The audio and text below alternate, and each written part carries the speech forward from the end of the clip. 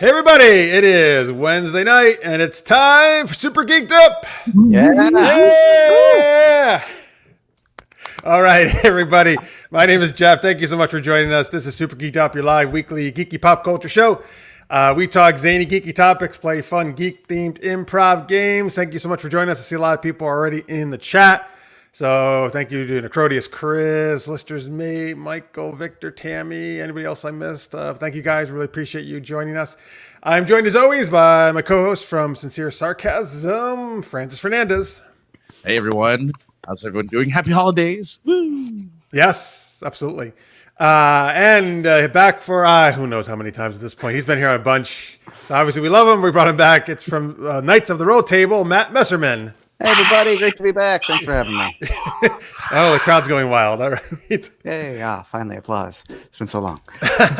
Yeah, no, thanks for being back, Matt. It's always great to have you here. Great to be here. Yes, hello, Lizzie. Lizzie just joined us in the chat. Thank you. It's always great to see you.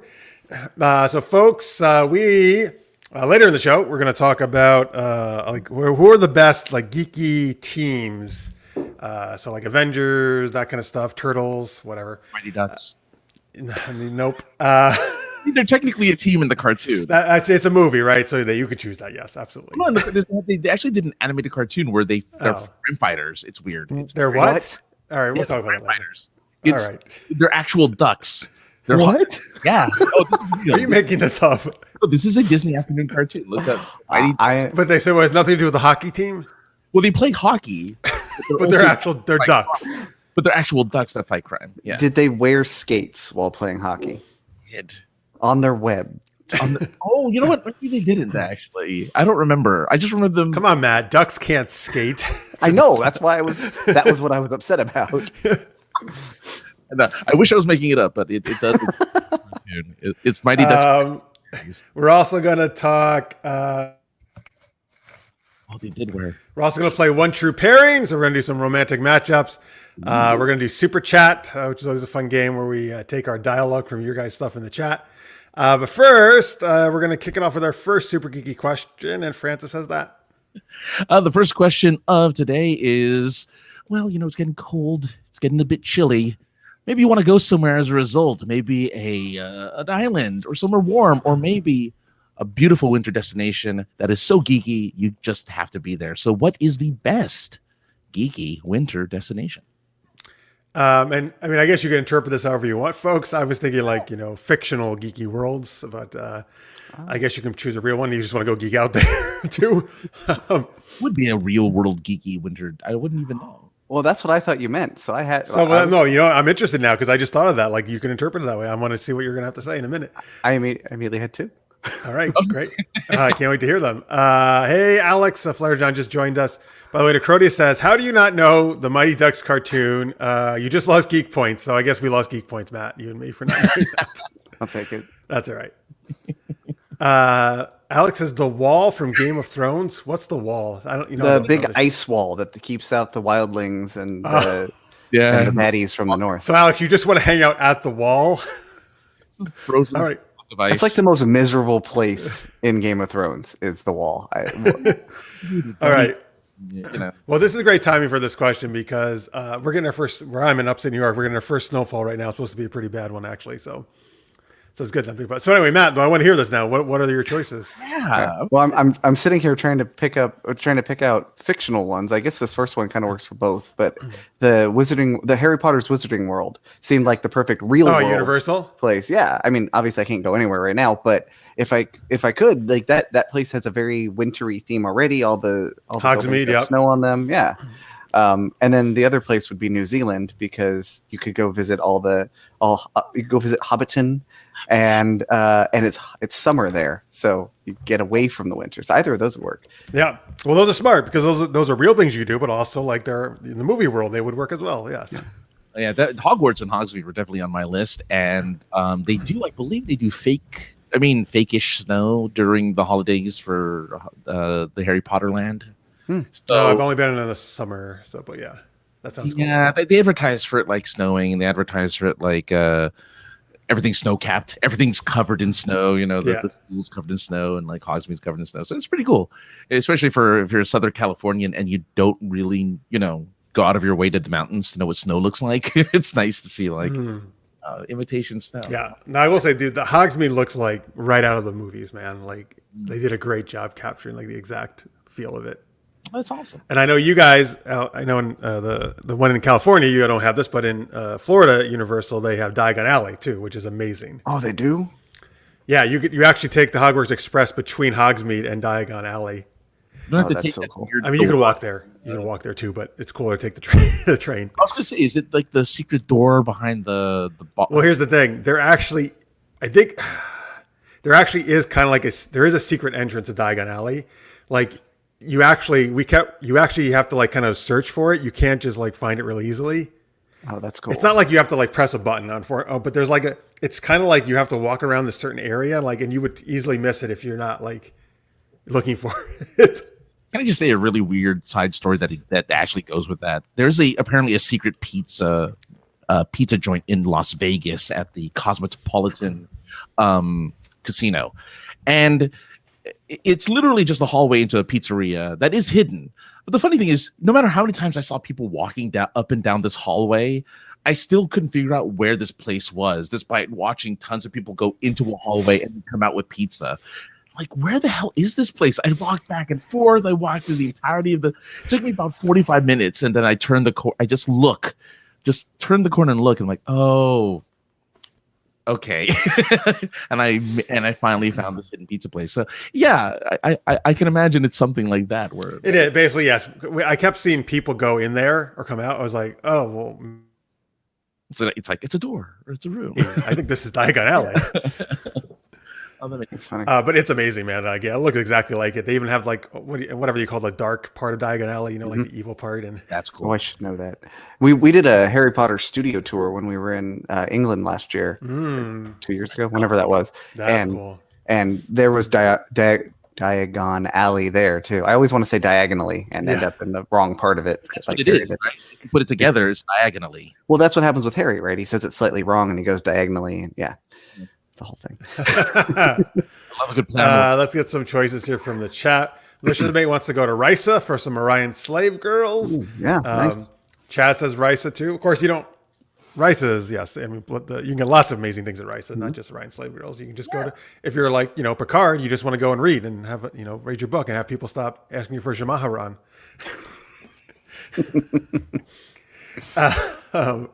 Because that, that's gross. Yeah, who wants that? Let's see here. What? Right? Yes. Yeah, Riker. Chris says the Fortress of Solitude. I don't know if it is actually quite cold in the Fortress of Solitude, but Superman is kind of impervious to that, so it doesn't bother him. Yeah. Is it cold in the fortress? I'm trying to picture when he brings Lois up there and does she shiver? And I don't feel like she does. That's a good point. I could be wrong. I guess I just assumed it was, but you're right. Maybe it actually is not cold inside of it. On the entrance, though, didn't she shiver at the entrance? And then when they went in, she's like, "Oh." Okay. But it's like alien, it's like climate controlled. Yeah. And well, he does have creatures from in like the series, comic and the cartoon. I think they have these creatures from all around the galaxy, so you can't keep it cold all the time. And when he's got like some kind of robot, right, and watching things sometimes. Oh yeah. Artificial, yeah.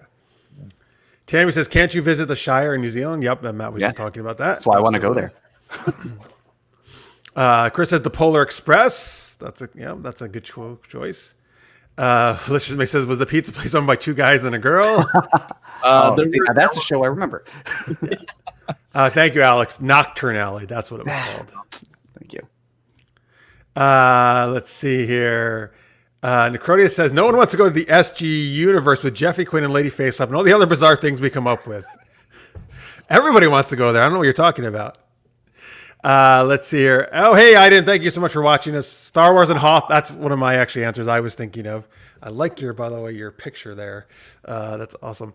I mean, Hoth is obviously very frozen, though. I don't want to go there. Like, it's so freaking cold. It's like Antarctica cold, I feel. If you just climb in a tauntaun, you'll be fine. Right. Just slice open a tauntaun. It smells so nice. It doesn't matter. You know what the temperature is inside a tauntaun anyway. Go ahead and say oh, Tammy, I like this answer. The lovely locations, the old swimsuit editions of Marvel Comics. Oh yeah, those were usually at those were usually Yeah, I remember. Oh yeah, man, like all the X-Men, right? You know, it was always some tropical, right, place. They're all hanging out and having a great time. playing And now they could volleyball. just do it on Krakoa, and they don't even have to go anywhere. There you go. Wait, I'm blanking. What's Krakoa? That's the sentient mutant island that they all live on now. Is Or that at like least- currently in the comics? Yeah, or at least it was as of 6 months ago, because I have Marvel Unlimited and they're 6 months behind. So Wait, it's an island just of mutants? yes, but also the island is a mutant. Oh, okay. Gotcha. Interesting. Just like Ego, the living planet. It is Very similar, yes. Okay. All right. Or Danny, the living street planet, whatever, from Teen Titans. So I was thinking, if it's wintertime, hey, you know, maybe you can go to Tatooine because then you can just get oppressive heat to counteract the coldness you were just coming from. oppressive. I would just heat. I want to oppress. But I know, but Tatooine I feel is quite oppressive, right? In the heat. They have sand. I hear they have a lot of sand. Yeah, it gets everywhere. Gets everywhere. Definitely not. I'm trying to think. What is? You know what? Oh, all right. I know people. Whatever. People knock the prequels. I actually enjoy them to a certain degree, particularly number 3.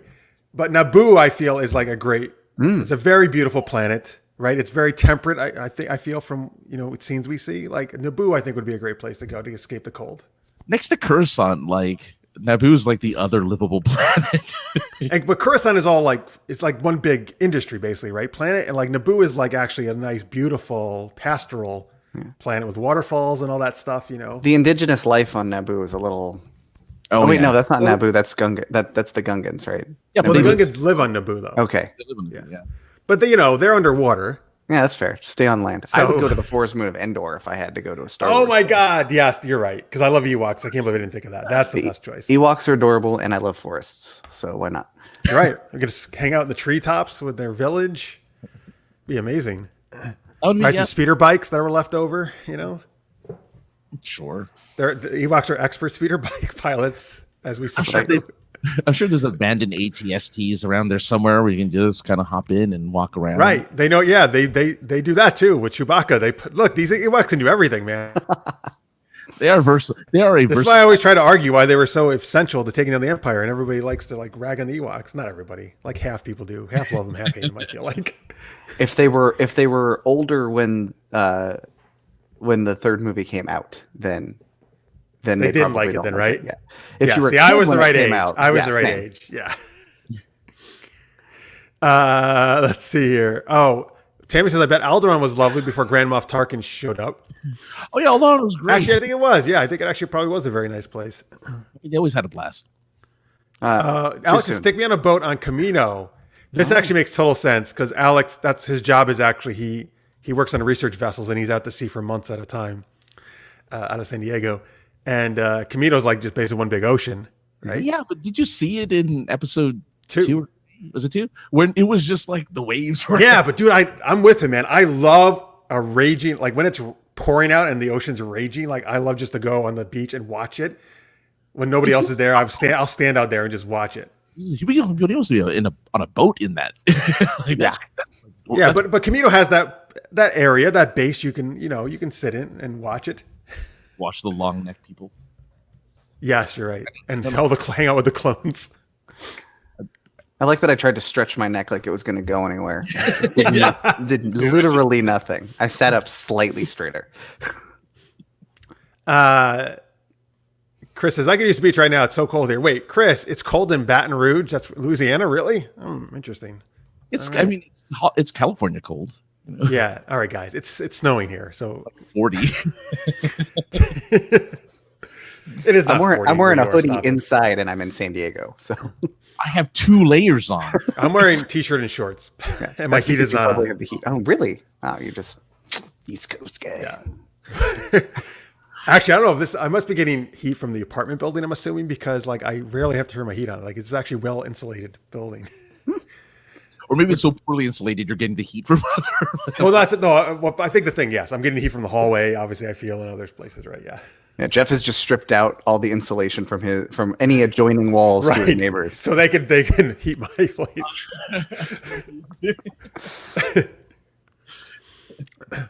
Let's see here. I'm trying to look here. See if we. 40 degrees is cold. Oh yes. All right. That's pretty. Yeah, that's cold for Louisiana. Sure. Cold. It's cold anywhere. Yeah, I don't. No. That's here. That would be nice. That would be great in the winter, man. We start. That's what the tank tops. We start tanning. Yeah. Actually, you know what? Today was the first day I wore jeans. I've been wearing shorts the whole time since I moved back because I got so used to San Diego wearing shorts every day, and I was trying to keep it going, but I had to end my streak today. You can always tell when someone from the East Coast is in San Diego in the winter because they will be wearing shorts no matter what the temperature is here. Right. Yeah, it'll be like 55 degrees, and San Diegans will be wearing winter coats, and I'll be wearing shorts.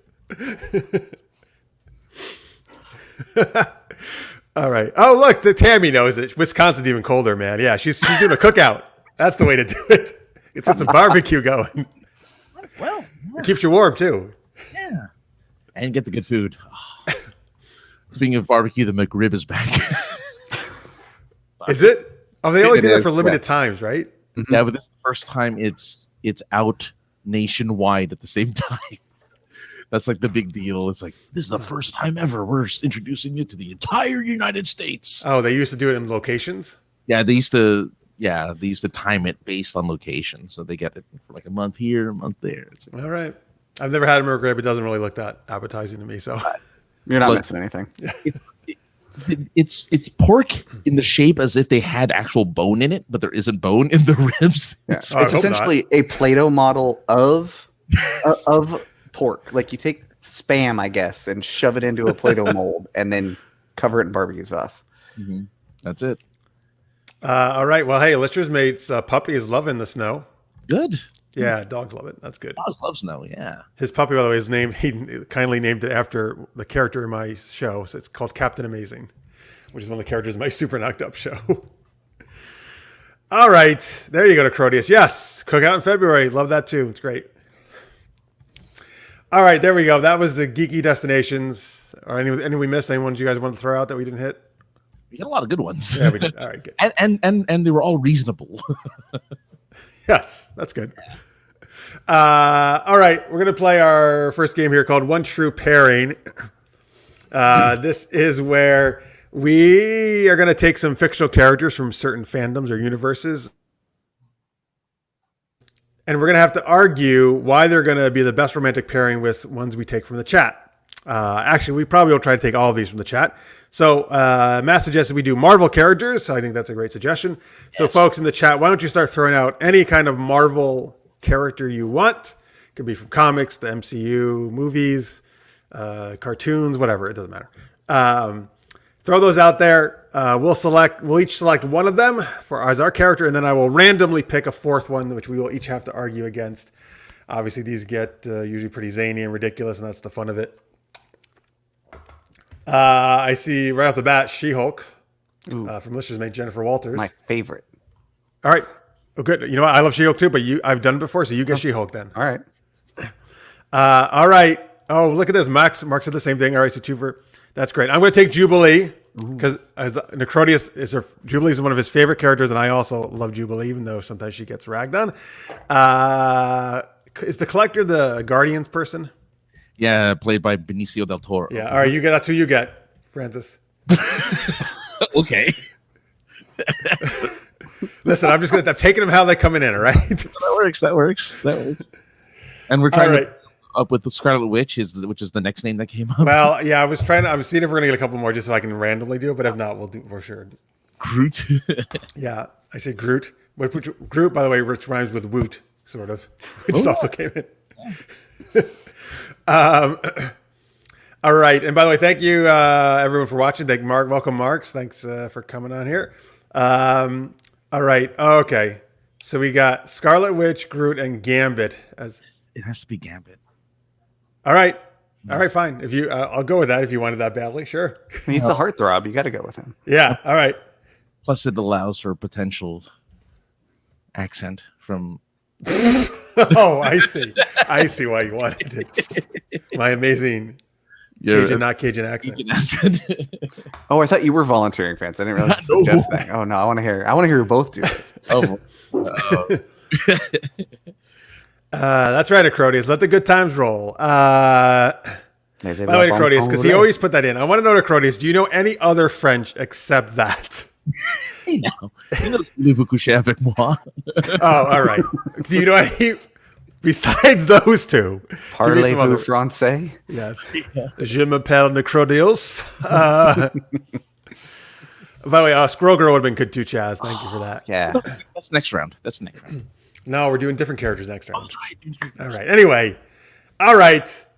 Oh, my God. I was joking about this earlier, Marks, and I said, I hope we don't get Howard the Duck. Howard the Duck and the Mighty Ducks animated series. Go. He was the coach, right, on the Mighty Ducks TV. Oh, right. Yeah, just watch one clip. You'll be. Oh, I'm gonna watch the entire show if I can. Yeah. By the way, Necrodius says yes. I speak French for 28 years. Is that what that says? Wow. Yep.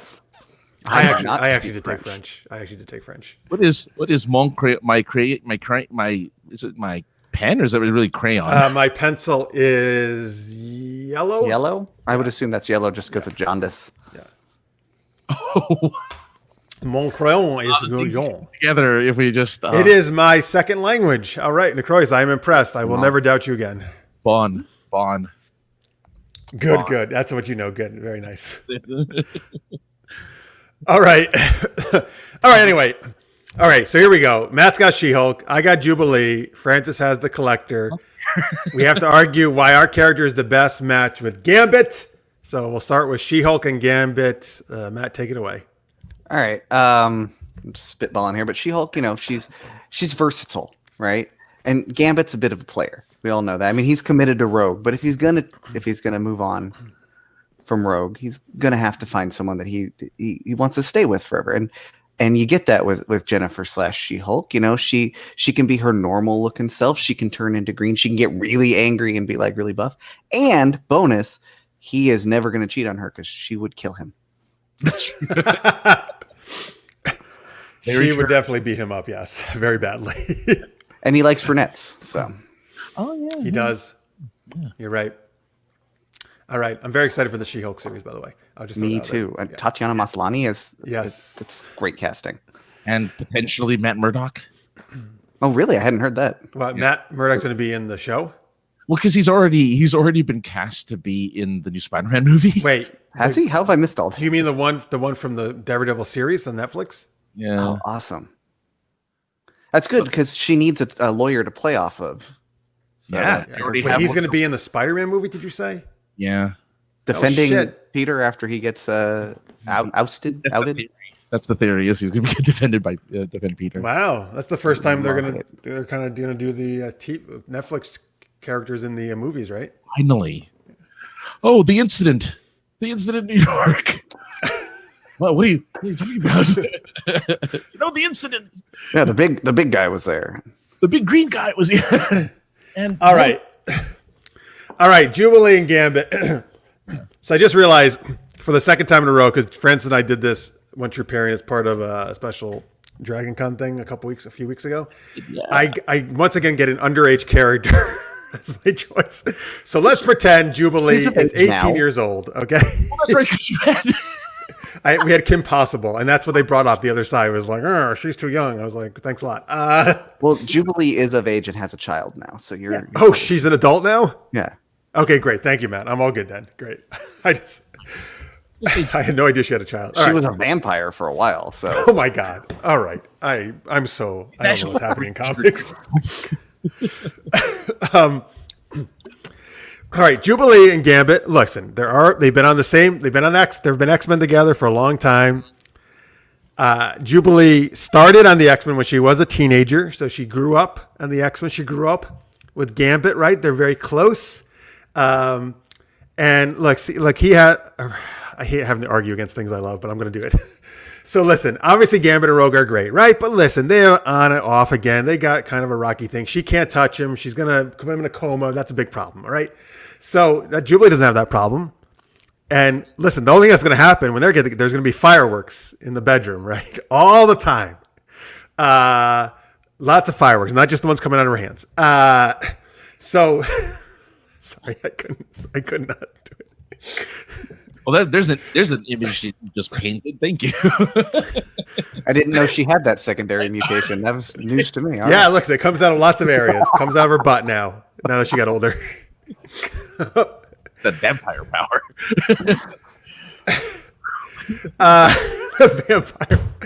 Oh, that's interesting too. Okay, so she was a vampire. Vampires are sexy. You know, she can bite them while they're having sex. That enhances the lovemaking. You know, yeah, absolutely. So there you go. Tammy, I'm going to ignore that. That's not helping my argument, what you just said. I'm going to put it on the screen, though, so you know what I'm talking about. Wait, where the heck did it go? There he goes. Funny though. I actually don't see that. But okay. Well, he is from the South, so. Yes. How does that help me? Oh, never mind. I get it. Oh, that was terrible. All right. I'm sorry to people like Tris who are from the South who are watching our show. It's terrible. That is not going to be part of my argument. I don't know. All right, listen. They both like wearing trench coats or things that are like a trench coat, right? His is brown, hers is yellow. They have very distinct fashion senses. She's got the cool glasses. He's got the weird thing that goes around his face. I don't know what the hell you call it, but it's not like a mask, but you know the thing I'm talking about where his hair sticks up. Yeah, I think, they're really well suited together with the fashion, and they can go shopping together. He can teach her how to, be expert at cards and gamble and all right. I don't know. Go, Francis, go ahead. All right. Look, here's the thing. Collector, and Jubilee. Yes, Kat, you tuned in at the right time. Fireworks coming out of butts, and who knows what else. Thanks for watching. You have fireworks coming out of butts. Look, the collector. The collector has discerning taste, and Gambit knows this. And when the collector picks him, Gambit knows that he is in a class all by himself because he only collects the best things. And to him, Gambit is one of the best things in the X-Men. And so with this kind of realization, Gambit and the collector, he doesn't, maybe Gambit doesn't necessarily roll that way, but for the collector, he certainly will, because anything he wants, the collector has. And that includes things that spark, that shoot fireworks out of their butts and things like that. Like, anything he wants. Look, he has all sorts of people and creatures from all over the universe. I'm certain some of them will find Gambit attractive. He could probably even find a shapeshifter that finds Gambit attractive. Get him to, have a little, here's some French for you, ménage à trois, with a rogue lookalike himself and Gambit. Like, look. They're gonna just have so much fun, and they're just going to have the world and the universe in front of them. Who can resist all the things that the collector has? I know who can't. It's Gambit. And how do I know this? Well, he carries that big long stick for a reason. Is all I'm saying. Oh boy. Hey, but he will not have a feeling of jubilation when he's done. That's all I'm going to say. All right, so we never usually get a winner for this. So here we go. Necrodius, you get to choose the winner of this one. I'm just going to nominate people in the chat for now, because otherwise we have no idea whoever wins these battles. Necrodius, tell us if She-Hulk, Jubilee, or Collector you think was the best argument for Gambit. Even though whoever wins, I'm still going to say Gambit and Rogue forever, because they're like my favorite couple. Yeah. All right, so now we're going to move on. I'm sorry, listeners, mate. Your vote does not count on this particular thing, but thank you for voting. I still appreciate it. Yes, it does. You voted first, so you win. Congratulations. All right. You know what? This is actually, I forgot about this. This was a little unfair. I forgot how much Necrodius loves Jubilee. I was really yeah, that's true. Yeah, I shouldn't have actually forgot. Yeah. Whoops. Happened to conveniently slip my mind. That's all right. We'll just call it a draw. Mark says Jubilee will be green with envy over She-Hulk, apparently. Yeah. By the way, they also, let's see, they were saying before we got into that, where was it up here? Sorry. Tammy says, everybody's in the new Spider-Man movie. And Mark says, I heard the Punisher actor's in talks to return too. Oh, cool. Yeah. Well, it's Spider-Verse. I mean, it's the lead up to Spider-Verse, so. All right. Look forward to that. All right, so for we're going to do one more One True Pairing, and then we're going to talk more to Matt about Knights of the Roll Table and do some more geeky stuff. So, Francis, I think you suggested holiday characters, right? Fictional holiday characters? Yeah, like Rudolph the Red-Nosed Reindeer or, Frosty the Snowman. Even the Rankin Bass characters of like John McClane. Gizmo. He's a holiday fiction. That's true. Another holiday fiction. Oh God. Would you say Gizmo? Yeah. This was a holiday. Gremlin? Yeah. Gremlins is a holiday. Gremlins is Wait, I actually haven't seen it so movie. long. Is that why they keep showing it? Is it at Christmas time? Gremlins? Yeah. Oh, There's I the haven't whole seen it since I was a story kid. with Phoebe Cates and her dad got stuck in a chimney at Christmas. I gotta watch it again. Yeah, well, here you go. We got Gizmo right here. We got Krampus. We got the Grinch. Oh God. Okay, I haven't. Somebody want Krampus? I can't argue that one out. I haven't seen it. I'll take Krampus. All right, you got Krampus. I'll take the Grinch, I guess. Well, I'll take Santa Claus. Okay, you got Santa Claus. Hey, so remind me, who's Bumble? Bumble's Bounce. He is the abominable snowman from Rudolph, right? Rudolph. Yes, I just took a quiz on this. Actually, that's right. Online. By the way, thank you for watching, Kathy. All right, so I guess that's our fourth one, the abominable snowman from Rudolph, Jeez. Okay. named Bumble. So I have the Grinch. Francis has Santa Claus, and Matt has Krampus. Krampus is like a horror Santa Claus. Is that the idea? Krampus is a evil goat person who beats children with sticks if they're naughty. I think he puts them in a sack and then beats them with sticks. If they're Right. naughty. But it has to do with Christmas, right, or holidays? Yeah. Yeah. Okay. Yeah, he's like a reverse Santa, like you said. Well, I'm glad he puts them in a sack first. That's much nicer than just beating them with a stick. You don't want without to a look sack. at the kids. Yeah. All right. Cat says something is absolutely a Christmas movie. Either Die Hard or Gremlins, I guess. It was Gremlins. I think. She's... Both of them are. Oh yeah. All right. So thank you guys. These are all also great ones that I saw later on. All right. Well, Frosty's the one we're I mean, if Bumble's also Frosty, right? No, Bumble's the abominable snowman. Oh, man. Not Frost. Not a snowman like a big creature like a Yeti, but a snowman. No, I think he looks like a Yeti. Yeah. But again, but when there's snow, they're called the abominable snowmen usually, right? Yeah. I guess they could be Yeti still. I thought they're both. No, Yeti is usually the snow one, right? Yeah. All right, that'll work. Yeah, it's a white Sasquatch. There you go. Sasquatch is what I was thinking. Sasquatch is the word we're Thank looking you. That's the non-snowy one. You got it. Yeti. Okay. That's what I'm All here right, Francis, why don't you kick us off? Santa Claus and the and the Yeti. Well, boys and girls, sit down as I tell you why Santa and the Yeti are a perfect match. It's great. First off, the Yeti can get anything he wants if he's a good little boy and gets anything he wants from Santa. That means, toys, food, sexual favors, anything. Oh, come on. I'm just saying. All right, you lose automatically. Santa is a married man, Francis. Come on. Well, this is a romantic pairing, remember? Bumble is a Yeti.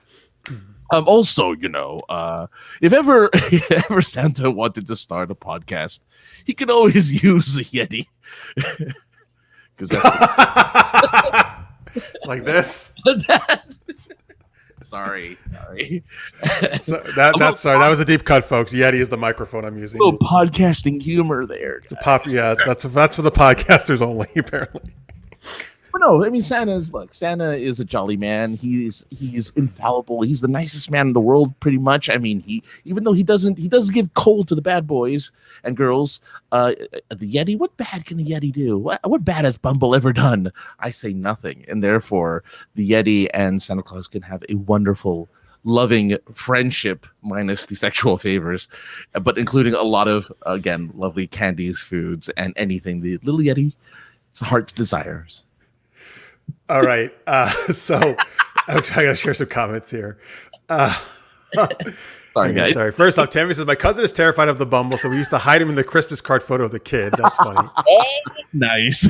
Chris says, for God's sakes, this was supposed to be a children's story. And Listeners May says, I don't want to hear Santa say sexual favors ever again. That's true. I did say the Santa voice. And Chris also says, Francis, it was not supposed to be an advertisement for high-end recording microphones. Unless they want to give us some money. It's just there. I had to. It was just there. Sorry, guys. All right, Matt, Krampus and Bumble. All right, let's see. So Krampus, kind of ugly, He's got horns. He looks like the devil, right? He's got horns. He's kind of goat-like. Bumble's also not traditionally attractive. Perhaps, and I believe in my headcanon, they would be quite attracted to one another because of their monstrous looks. You know, they're not traditionally human-looking people. Also, as we've established, Krampus likes to hit naughty things with sticks. Bumble's bounce. I think he'd probably be into that. You know, whack it with a stick. He's not going to get hurt. He can fall off a cliff and survive. So I think that they would really dig each other. Now they're not from necessarily the same parts of the world. You know, Yetis are like Himalayan, and Krampus is, I think, Hungarian. One of those, maybe Czech. One of those things. So they don't live super close, but that's okay because long distance relationships can work in this day and age. We've got video chat and all that. So I think they would be a very fine pairing. And also, I think Krampus would be very happy not to have to listen to Bumble talk. Bumble doesn't talk, right? Exactly. All right. Oh, look at this. Matt is dropping some major facts. That's all I know how to do. Oh, this just says Krampus is German, apparently. Same thing. Before I give my amazing argument for the Grinch and Bumble, I just noticed that Matt has his Comic-Con name tag from when I think we did Super Geeked Up above his stocking on the chip, which is great. The chimney. I really should do that. I could put the. That's actually a brilliant idea. Yeah, I don't know why I haven't done that yet. I just imagine Santa. Probably my daughter's stocking. Yeah. Santa comes down and is like, "Oh, he's a panelist at Comic-Con. He gets extra presents. He gets a Yeti." Yeah, this is our geek room, so it's got all my nerdy stuff in it. It's like I think there's an exploding TARDIS over there, and what's the gun? That is to shoot flies. That's assault. Is this at the salt gun? It's the bug assault. Yes. The bug assault. Wait, it's actually for bugs. Yes. Yeah. I highly recommend that you find the commercial for it because the commercial is why we bought it. It's kind of worthless, but the commercial. What does it shoot? It shoots salt. You pour salt into it, and then you cock the gun and you shoot it, and it sprays. It's a shotgun of salt. So also good for keeping like witches or demons away, right? Or you can make a circle of it around you. Or really large slugs. Seasoning your steak aggressively, just. Mark says it's an international mythical love connection. Tammy says Bumble does roar though. True. So Chris is noticing your fan the most in your background. Yes. It's my only one. I knew it. All right. The Grinch. I have the Grinch, and I have to argue with Bumble, the Abominable Snowman. So listen, I actually think this is a perfect match. First off, both, at least at first, seem to be kind of mean, scary, weird-looking creatures that try to ruin Christmas, right? And they're not nice, and nobody wants them around. But both of them really just need someone to accept. Curse the freezing. They need someone to accept them for who they are and show some kindness to them, right? They're really just lonely and they need a friend. So Rudolph does that for Bumble, if I'm remembering correctly, and becomes friends with him, and he becomes much nicer. And then the little Suhu, woohoo, whatever, the Whoville girl, and then she shows kindness to the Grinch. And then he becomes friends with all the Whoville, and they don't actually ostracize him for stealing all their presents. So both of them, I think, share a very similar thing internally, where they feel like they're ostracized, but then they get accepted. So they would share that in common, and I think they would make a great pairing because they have so much similar to each other. So there you go. I was making a serious argument that time. I agree with that actually. So Mark, by the way, here you go. Anybody, just say who you think wins, and we'll see who gets the most votes. Give it to Marks. Marks, give us a winner, Marks. All right. But Marks does say the Winchester brothers needed that gun, the salt gun. Yeah, that would be good. I'll just say they always pour salt around themselves in a circle or something. Chris, I was thinking of Hocus Pocus, where she does that. That's right. Yeah. Chris says there was the salad shooter. Now there's salt shooter. Was there really a salad shooter? Well. Yeah, but the salad shooter was shot leaves, like lettuce? Well, it was like a salad spinner, right? You pushed on the top and it spun around. I think it might have spit out the dry leaf. I don't remember. Something like that. Yeah. Necrodia says Little Woohoo is the Whoville rapper that doesn't get highlighted enough. That's probably, I think is what I said. That is what I said.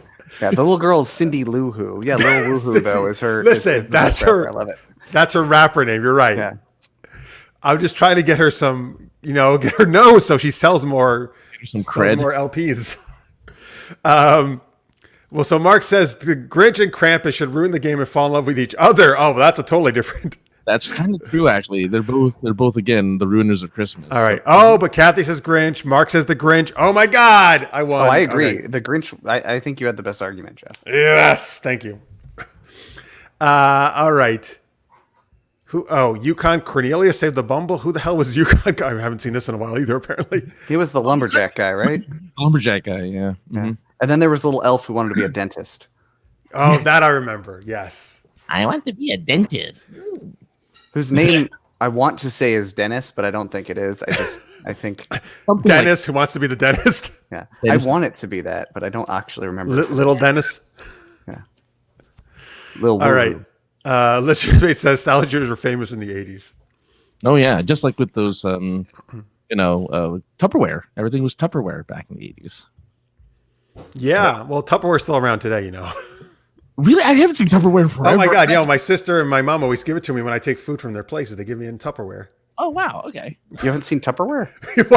Francis, Francis has been living on a different planet. Where do you put your food when you don't eat it all? He eats everything in one sitting, and that's it. Normally, it's in foil shaped as a swan, but never in a Tupperware. It's a swan. You make like shapes out of your aluminum foil. Oh, that was like the joke of the early 90s where the fancy restaurants would put your leftovers in a thing and then they would make shapes from the foil, the tin foil that they used to cover up the food. Oh, I never saw a shape of tinfoil. That's fancy. Really? Oh yeah. That was like a Thank you, thing. Alex. I think Hermes is the name of the elf he's saying. I think you're right. Yeah. Yes, the dentist elf. Okay, thank you guys. Good job. Hey, Francis, you want to make a note of the Little Woohoo as a possible real selection? Oh yeah, we'll get okay. Yeah. Working on our SGU reel.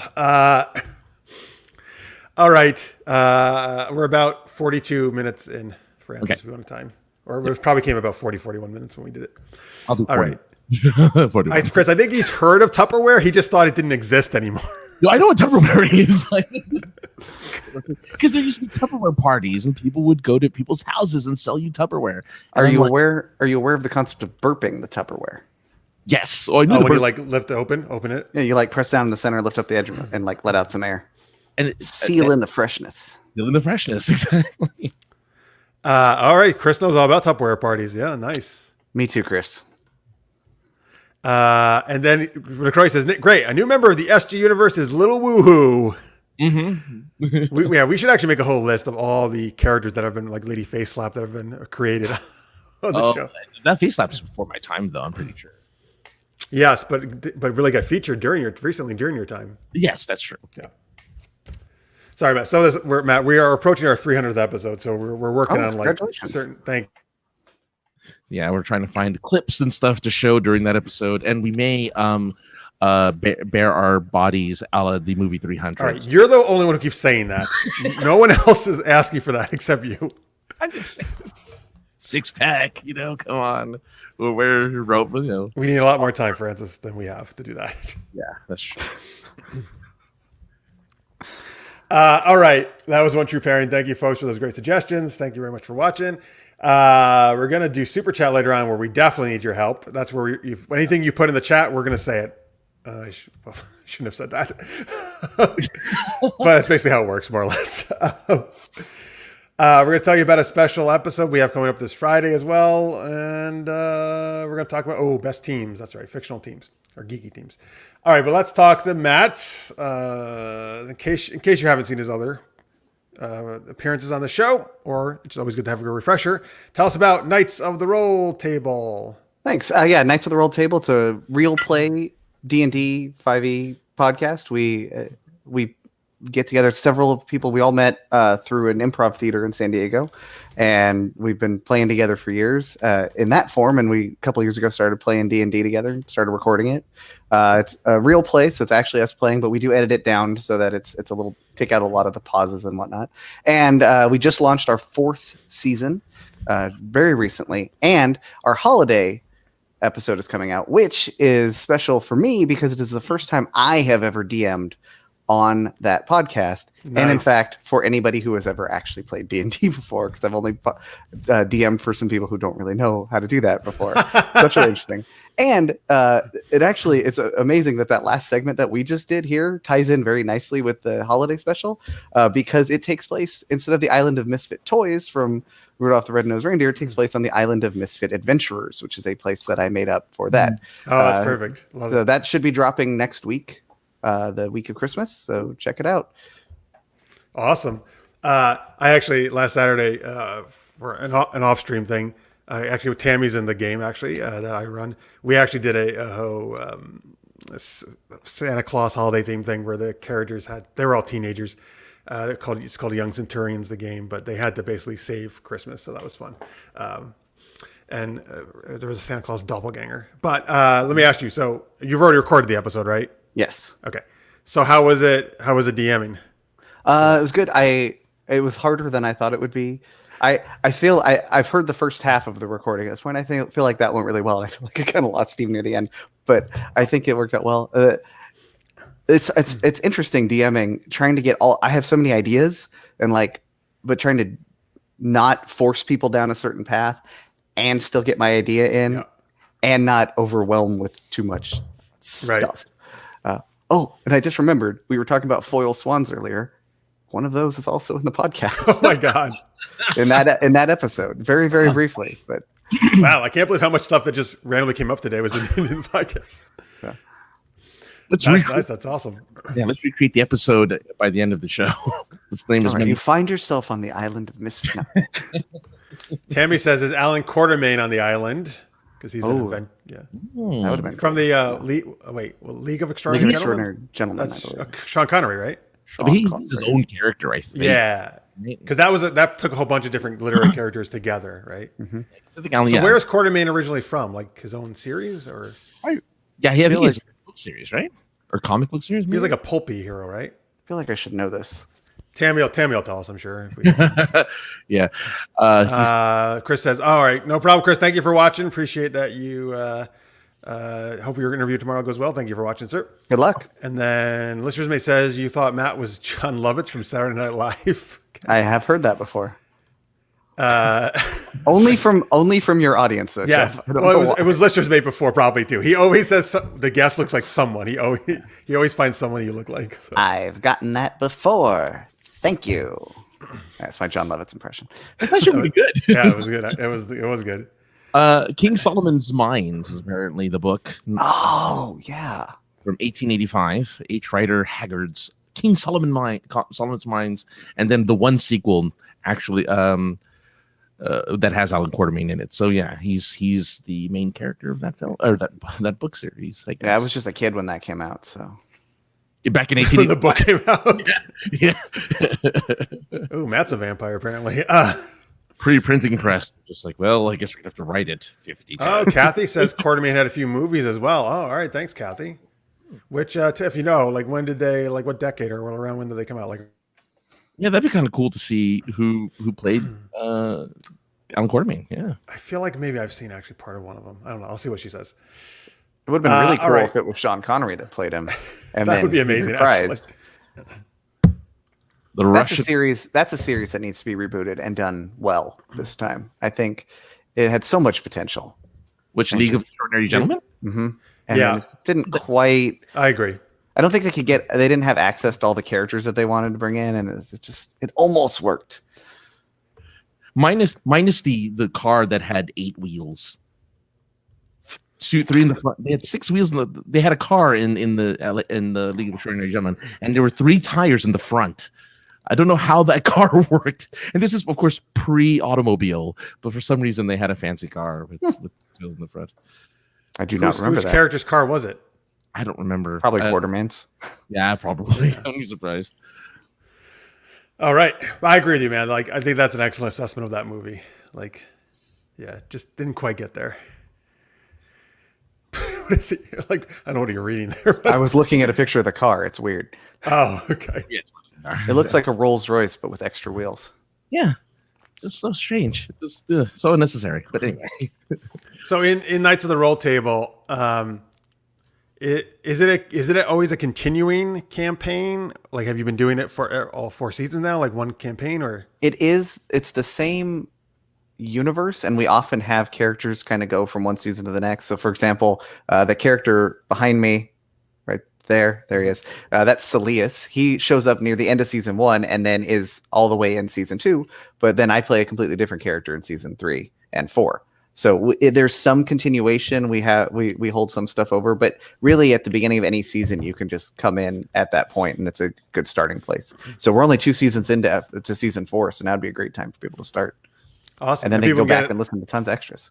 Nice. You can go to Podbean there, folks, rolltable.podbean.com, where you can search Knights of the Roll Table on iTunes. Mm-hmm. Yeah, it's available. I think we have a bunch of our episodes on YouTube as well. You can, basically anywhere that you can listen to a podcast, you can find Knights of the Roll Table. Awesome. That's cool that you got to play different characters. I like that idea. Through different seasons. All right. Awesome. So go check that out, folks. Subscribe to that. Give it a listen. Everything Matt does is always fun. Matt's done a bunch of cons, actually, super geeked up stuff with me. And actually we've done role-playing games at cons. That's true. Together as well. Action Movie World and Princess Bride, I think, is what the ones we've done together. I think that's how we met. You were DMing a game at Kingdom Con. That's right. It is. You and Jen. Chris, and Chris and Jen were there, and then 2 people I didn't know. Yeah. That is how we met. Actually, I was running it and you guys showed up, and it was a super fun game. It was Shadow of the Century, a Fate game. Yeah, that was really fun. All right. So there you go, folks. Check that out. Francis, I meant to put this up earlier. Maybe here's a banner for you to read. We just do these for fun. Because we can do this on StreamYard. This just in. Welcome to Super Geeked Up, a show that plays perfectly on Xbox One and PlayStation 4. Sorry, you guys. I'm sorry. I couldn't resist. 2077. If you don't know, that's a dig at Cyberpunk 2077, which I got and returned 2 days later. I'm waiting for them to fix it, and then I'm totally getting that because it looks like it'll be really fun. I have a whole rant I can go on. I'm not going to go on it because I was playing on Xbox One X, which actually the game was actually working pretty fine. I just think the game is not good. Oh, that's too bad. Yeah, but again, I think when it's for the people it's working for, I think most people do seem to be enjoying it. For the PC people out there. I'm replaying Breath of the Wild for the 600th time, so I don't. What's wrong with that? Do it. Yeah, that's fine. I just started playing Rogue Company, which is an awesome free game. So there's plenty of games I can enjoy. That's fine. Yeah, it's a bummer though. A lot of people have to wait probably for a while if they want to play it on PS4 or Xbox One. All right, let's see. Oh, here we go. What did Kathy say here? The Lost City of Gold came out in 1986. Richard Chamberlain in the main role. All right, thank you, Kathy. And for just a split second, my brain thought that said Wilt Chamberlain, and I was, and that just didn't work. He dunked on all the villains.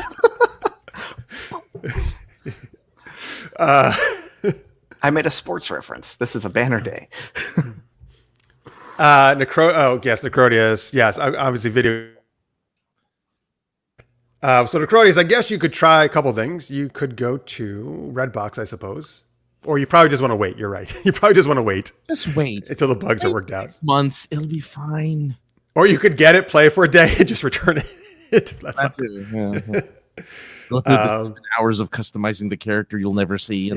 I will say that's the one part I really enjoyed. The character creation. I thoroughly enjoyed that section. And then unfortunately it was kind of downhill from there. I don't know what the point is. You never see your character. Well, that's what this is why I knew going in this was not going to be the game for me. I thought it was going to be like The Witcher 3 in third person. Nope. And here's the thing. I hate first person games. I hate first person games. And obviously months ago I found out it was going to be first person, like in the spring or whatever. And I was like, oh fuck. Well, there I deflated all my years of hope for this game. I just think it's so uncinematic. Like it's not a great. The way you look at first person just takes away from that. I feel in other games I've watched. I find it less immersive in a first player game than I do in a third player, and I totally agree with you. Couldn't tell you why, because it's supposed to be more immersive, but it does exactly the opposite for me. I feel, and actually, I want to hear this in the chat. So whatever, folks, we're going on a tangent like we always do. I want because I know a lot of people love first person, and I feel I'm thank you for saying that because I feel I'm usually the only person saying that. But like that's why I love the Mass Effects or the Dragon Ages or Witchers, where this. I mean, yes, I want to see my character, right, and I want to see what's happening to them, and just the way most games I feel that are like that do very cinematic, over the shoulder style and different camera shots like a movie would do, right? Mm-hmm. And I feel very immersed that way. And first person, you got a shitty, straight on looking at a person thing that does not make me feel immersed at all. I also, like you said, Francis, if I spend all this time creating a character, I really want to look at my character during the whole game, man. Like I want to see the character interacting with people and just look at how cool she looks. I almost always create female characters. Same. Like femship all the way. But like, but go ahead, some games let you actually switch between them. Like Skyrim let you have either choice, and I love that because sometimes, like if I'm, I don't know, aiming, sometimes I might want first person, but the rest of the time I want to see my character, and so like Skyrim, I always play in third person mode. Yeah, that's one of the greatest joys of me is seeing my character that I honed and like I love that you can create any character you want, right? Mm-hmm. And I was really happy with my Cyberpunk character. In the creator, even though I was super surprised when it zoomed out, she was naked. Right away. I think all your characters start off naked, so yeah. In Cyberpunk, yes, but in most games, you're wearing some kind of underwear usually, at least. Well, they are wearing bottom underwear, but not top. But in the game, obviously you don't see her much. But the times you do look in the mirror, like at least on the Xbox One X, the character looks like shit. Like, and the character creator looked great, and then it looked like. I wanted to almost throw up. It looked like early Xbox 360 graphics when I was looking at my character in the mirror. And I was like, what the fuck is this shit that I'm looking at? Like, I don't even want to look at my character now. He looks so terrible. It was just it was like Duke Nukem style, which is like the fixed. Oh, yeah. Yeah. Oh, it was so... I hate that too, man. Because, like, she looked cool, man, right? And the character creator, I was like, yeah, my character looks cool and badass. This is great. And I was like, all right. Yep, you can only see, I think... in mirrors and in like when you're equipping armor and stuff on them. I think those are the only two times. Oh, can you? But there's supposed to be some cutscenes, right? I think where you see your character supposedly. I did not get to those because I barely played any of it, but it's not for everyone. Look, as proven, the game, the most anticipated game of all time, maybe. Well, that's the thing. I was actually thinking. I don't know if I can think of any game that was this anticipated that had this much of a problem or like a flop, you could say, in a way. There was a game called, depending on how you want to find it, when it launched, right? There was a game called No Man's Sky that promised the world and then came out. I actually finally played that this year, and it was. Did you like it? Fun. It was all right. Well, that was interesting. That game, though, kind of very much recovered, right? And later on became much more light enjoyed, right? Yeah. Yeah. Free updates and years of the developers still working on it with not much money coming in. So good on them. This is the classic marketing versus developer dilemma, right? Marketing was like, we have to do this. And the developer's like, well, here's what I did. You know, maybe just sell this part. No. It's interesting, though. No Man's Sky never appealed to me. So, like, because I was just like, oh, you travel around by yourself for hours in space and you find a planet and nothing's on it? Oh, that sounds really exciting. And I'm like, in real life, if I got to do that, okay, that would be exciting, going into space, but not so much in a video game. Well, it was great at the beginning of the pandemic. That was when I got it. And I was like, well, I can't go outside. So I just laid on my couch and played that game. It was like I was outside. That makes sense. Yeah. So, Francis, what about you? Do you enjoy first-person games, or do you prefer third-person, or you don't care? I prefer third, but I mean, I don't have too much of an issue with the first-person game. I play a lot of first-person games. Like the third-person game I'm playing right now is God of War. I finally got around to playing God of War. I hear it's an amazing story, and I only like. Are you playing the first one?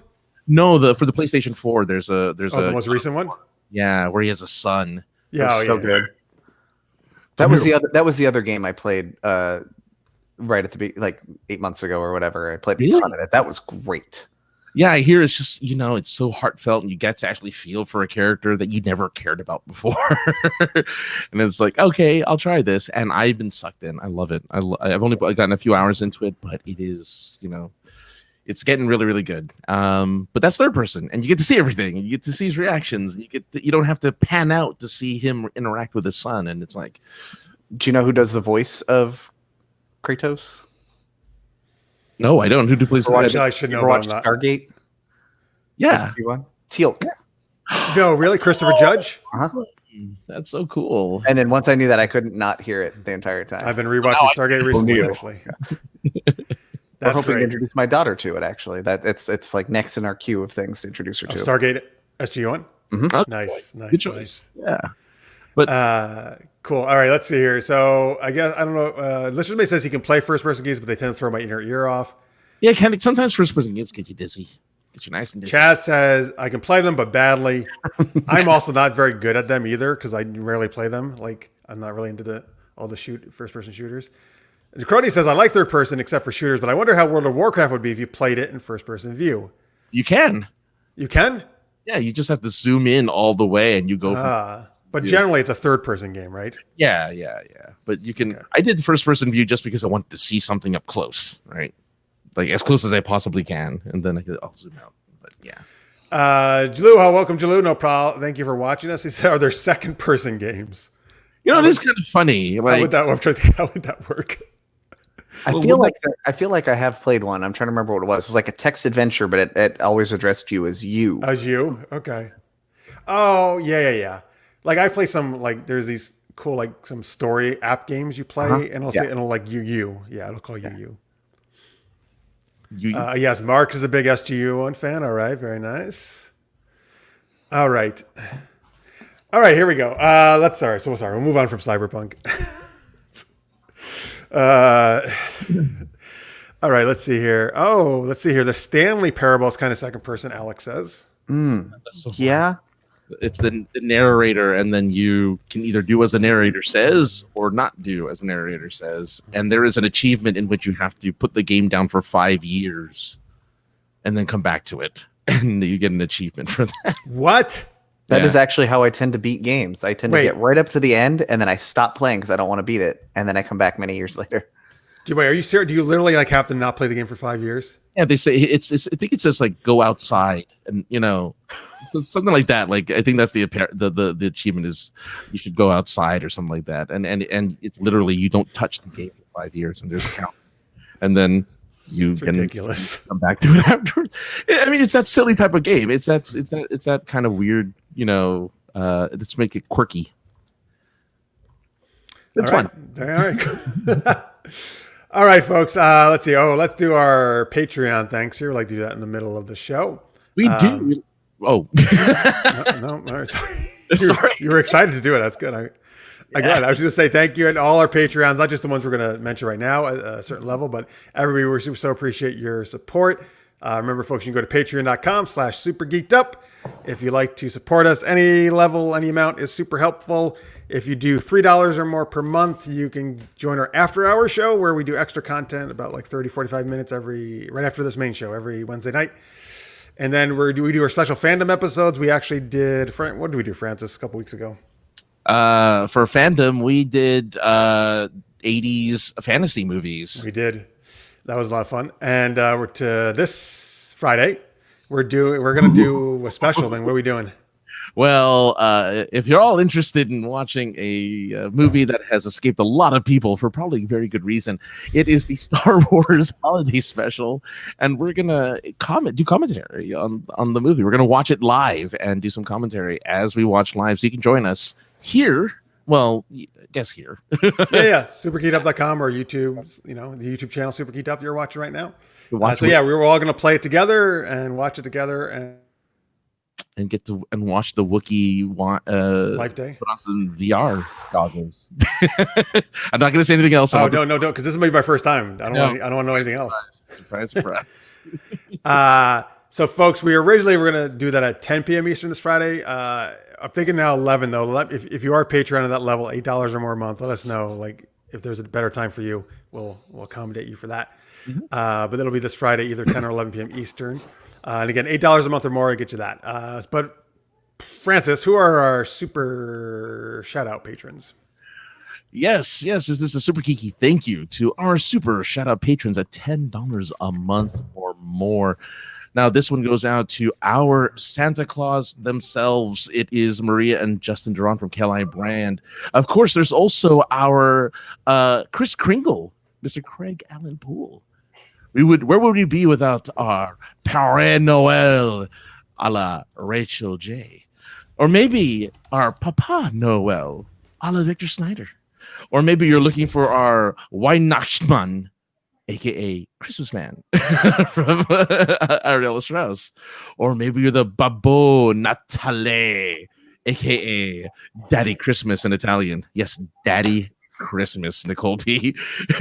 Or the Papai Noel, Father Christmas, to Kyle Schwab, the holiday heartthrob.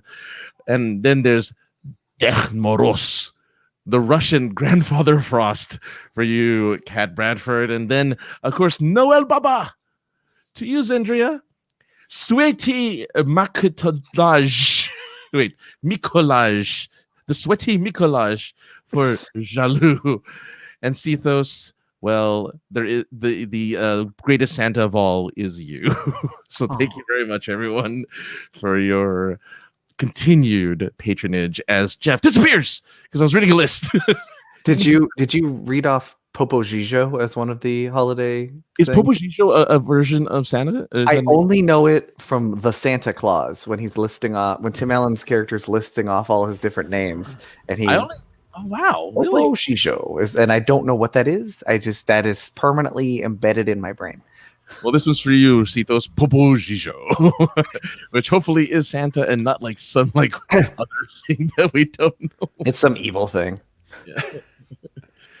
All right, cool. Hey, good time when I came back. You just finished it. Good. All right. Thank you, everybody, so much. I really appreciate your support.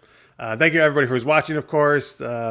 Please, spread the new word around about Super Geeked Up. Tell your friends. Ask them to subscribe. Check us out. And all right, we talked about the fandom episode. Oh, remember, we have our 300th episode coming up, folks. If you have ideas for that, let us know. Also, I think Necrodius had recommended you guys could like do some recordings, right, Francis, of themselves? Yeah, if you want to give like a little 10, 15, 30 second little clip, just giving the shout out for the 300th episode, that'd be fantastic. Just because you guys are awesome. And of course, invited to the big Freftacular. Freftacular. All right. So before we get on to best teams and do super chat, we have a new segment. Basically, it's a new segment now that we do every week. Yeah. What is this, Francis? Oh, man. There's an app out there on your phone called Reface where you can put the face of anyone on celebrities from big clips from movies and stuff. And Tammy has done so many awesome ones, such as like the Spice Girls, where both Jeff and I are Sporty Spice. Well, actually, we're all the Spice Girls. You can see us practically making out in Dirty Dancing as Jeff is Patrick Swayze, and I play, of course, Francis Baby, whatever her last name was. But we dance, and he lifts me up, and it's rather incredible. You can see that on last week's show, folks. Yeah, so we have a brand new and Matt's probably all of this, so he's either gonna be scarred for life or find these hilarious. We'll see. Yeah. Why not? By the way, Tammy sent like a dozen this time. Let's just pick maybe our favorites here. Did you get to see them? Do you know? I only got to see them briefly. All right. Of them. I haven't had time. I watched them all, so I'll pick a couple of fun. Yeah, By the way, Necrodius, he wants to know about like when the 300th episode, so to get the videos. So the plan right now, folks, is we're gonna go up through episode 299 and then end the season there. So we have a little bit more time to do the 300th. So you still got some time. It's not anything right away. Like probably what a month or two. What number is this? I knew you were going to ask me that. I think it's 297. 300. Like, oh shit, Matt, you're on the 300th episode. Woo! Surprise! I think it's 290. I'm actually Fref. Oh no! I don't know what that. I don't know how I would accomplish being the two of you, but You have, my face on one half and his face on the other. I don't know. So I think it's episode 297. That's what I think we're in. What do you send the clips? These are good questions. You can, you can send it to me via Facebook or Twitter or email, whatever you. I'm them to at Super Geeked Up. That's probably, yeah. Yeah, I mean, whatever works for you guys is fine. We'll collect them. That'd be great. All right. So we got he says, Matt is Fref. Tammy says. Yes. Now you all know. Knowing's half the battle. The secret is finally out. All right. Here's Francis as Wonder Woman, folks. Oh, yes. Whoops, I'm clicking the wrong thing. Here we go. I'm sorry, I can't play the sound, folks, but you get to see the. How does it go? Oh, look at that, though. I'm just saying, I'm so. Look at that luxurious hair. You're fierce, dude. And I apparently wear glasses. The little glasses crease. That is funny. All right, hang on. I'm trying to get another. All right, so that was Francis. Okay, here we go. I got to get these up on the screen. Here's me as the Hulk. Again, the mouthing always just. Because I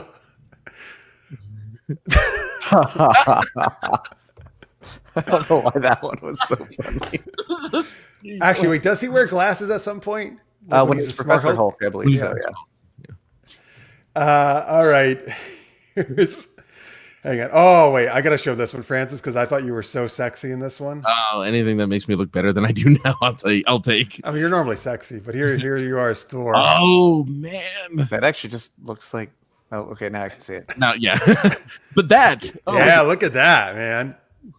Apparently, you guys have similar face shapes. Who knew? Apparently. I'll take it. Anything look like Chris Hemsworth, I'll take. So, who goes great with Thor? Loki. Yes. Oh, no. I like it. It just looks like either really good or really bad cosplay. I don't know which one. Yeah. Oh. Interesting one to end. Look how good I look with long hair. Yeah. All right, one last one, folks. This is both of us. This is probably my favorite of the new ones. She sent, I guess, I still haven't seen this movie, but Mean Girls, I believe Tammy told me. Oh, I love that movie. Sure. Also a great musical. Which one of us is? Oh, no. Oh, neither of us are. So Jeff is Regina George. Yeah. Oh, no. No, Regina's on the other end. Ooh, look at that hip shaking. Wait. No, you're Amanda Seyfried. Yeah, and then the character's name is Gretchen Wieners. I can't think of her name for years. And that was Lindsay Lohan next to us, right? Karen is the name of Amanda Seyfried's character. All right, thank you, Tammy, as always, for doing. I only know this because the musical is so good. I listen to it all the time. Oh, that's right. Oh, Mean Girls musical, huh? Yeah, we saw it on Broadway actually a couple of years back. Nice. I've seen that in Lion King, and that's nothing else. It was great. Highly recommend it. I bet it's nice. All right, good to know. Cool. All right, there you go. Tammy, by the way, that was awesome. Yeah, Tammy does an amazing job on all those. Thank you, Tammy. They kind of make our week every time we get them. Listener one that says, does Martha, who is Francis's girlfriend, know you're Thor? Yeah, well, it's all the working out. I'm often Thor, so yeah. Yeah. That's why she likes him. Yeah. Yeah, no Martha in the chat today. Maybe she's secretly watching like a ninja, like she used to do. Alex says, I can't look away like a train crash. That's exactly what it's like. Yeah, that's kind of the thing. Yeah. It just can't not look away. Oh, at FrefCon, maybe we should have like a section of it or a room where people can go in and just watch all these refaces on a loop that it plays on the screen the whole con. Yeah. We should just have screens all over the con. Just playing this. Put it in the bar. Yes. Yeah. Yeah. It'll boost sales. Yeah, people will definitely. Because they'll have to drink when they see it. Especially the Spice Girls ones, they're going to definitely do drink. The Spice Girls is still my favorite, man. I'm going to have to go back and watch that one. Julie wants Tammy. The engine core Wrath scene. of Khan. Yeah. Oh, where he yells Khan, right? That one. I'm assuming. No, engine core would be. Isn't it the? Oh, the hand. Yeah. Yeah, when Spock and Kirk. Well, yeah, right. When he dies, but then isn't that where he yells it after he No, I dies? think he yells Khan when he's trapped on the planet. Yeah. Oh, is it? Khan. Oh, okay. This isn't Khan contacting him from the Enterprise at that point. I think you might be right. Yeah. Okay. All right. But yeah, this is the glass scene, right? You're talking about. Yeah. All right. Cool. Very nice. Yes. Please give suggestions to Tammy about which are good ones to do. She's all right. She says if she can find it, she'll do it. All right. Great. All right. Here we go. Let's move on to our super key question. The second one. Best teams. So like fictional teams. It could be from movies, TV, books, comics, video games, whatever. Outside of the Ducks, the Mighty Ducks cartoon, which we talked about earlier. Matt, who are your, we got a favorite team or two? Well, I'll throw. I feel like I always feel the need to drop an Avatar: The Last Airbender reference. I'll say Team Avatar. They're the best team. Julie brings up Avatar like once an episode, so he'll definitely appreciate it. It's a great show. I'm rewatching Korra right now. And then the another one I really like is it was in Marvel Comics. It's like the all-female Avengers force, basically. It's a force led by She-Hulk. They're amazing. I never watched that, but I saw that. That looked cool. Yeah, that's one of my favorite. I was really bummed when that series got canceled. That was such a great set of comics. But they bring them back every once in a while. Well, when they do the Marvel live action version of it, they'll bring it back. Oh, I can't wait. They teased it just a little bit at the end of the Endgame. Yeah. Yeah, folks, please in the chat tell us your favorite teams. Mark says the X-Men. That's a great choice. That was growing up for the comics. That was definitely my favorite team. Like Spider-Man and X-Men are the two. I read all those books. Those are the big things. So X-Men was definitely still is, by the way. The X-Men movies are my favorite movies out of all the superhero like franchises. So I'm all with you, Marks. What? All the X-Men movies? Well, here's the thing. I actually no, not all of them, but I actually love the X-Men movies that most people hate. Oh, really? I actually love X-Men 3. I actually love Dark Phoenix. I know people usually do not like the Dark Phoenix storyline in those, but I actually thought they were great. Wolverine Origins. I do not like That's that my movie. favorite. And nobody likes that movie. Yeah. Well, I'm glad you like it. I'm glad. I like to find people who have different things that are not what everybody majorities likes. Yeah, no, I hated that movie. It was awful. Oh, you fooled me! Damn it! You can't make Deadpool not talk. That's the stupidest thing you can do. He's the merc with the mouth, and they took out his mouth. Literally removed his mouth. Yeah. How dumb is that? Elevator. He was in the elevator and he spoke when he was pre-Deadpool. Yeah, not okay. Yeah, actually, So I put the Wolverine a little bit. I know they're X-Men universe movies, but I kind of put the Wolverine movies separate. Logan's actually the only Wolverine movie I really liked. That was great.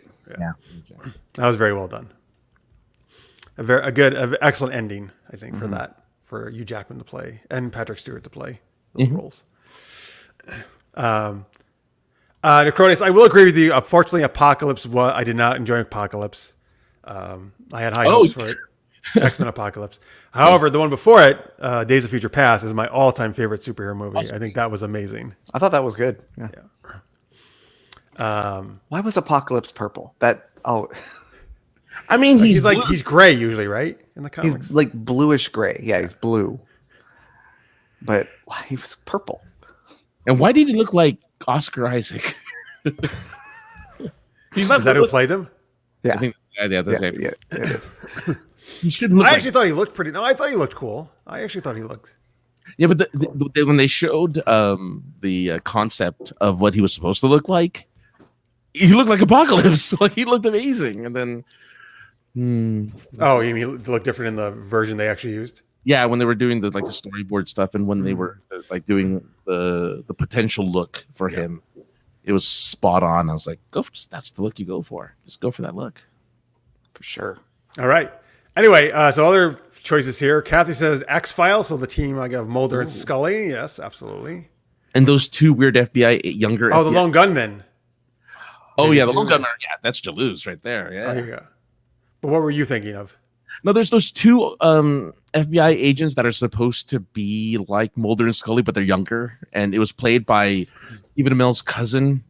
What Robbie Amell was Robbie one Amell? Was he? No, stop it. That's way too old for him to be in X-Files. of. Was it Robbie Amell? Well, There's I no know- way it's Robbie Amell. What is he, 10 years old?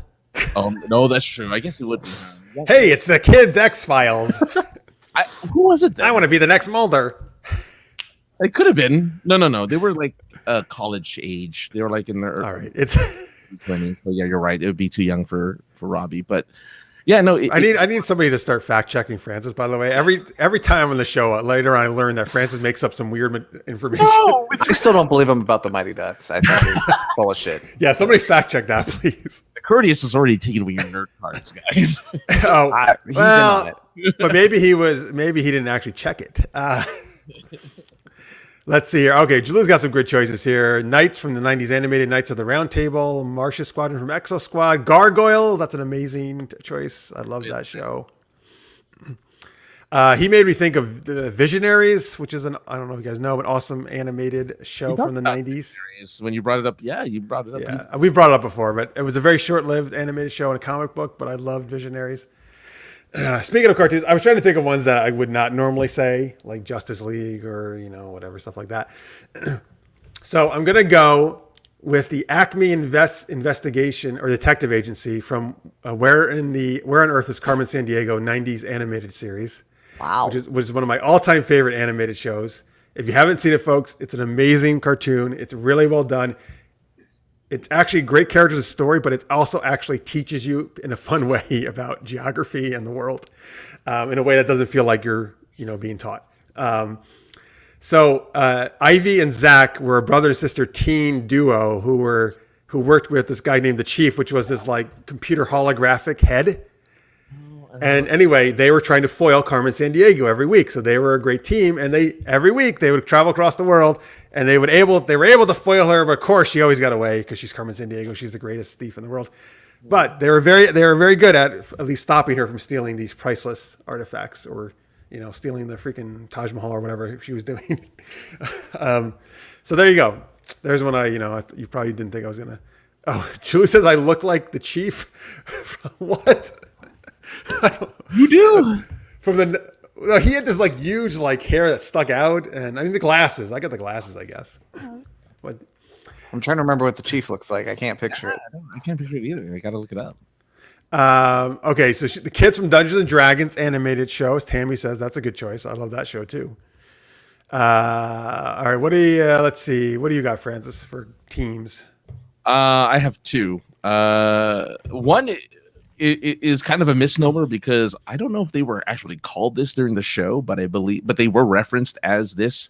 But the Scooby, Tammy got it. The Scooby Gang from Buffy. Yes. Well, Spike called them the Scoobies. Oh, that's right. Yeah, that's not actually their official name, but right. So that's how a lot of people refer to them now. Yeah, I think they're obviously an awesome team, and of course, the Rockford Peaches.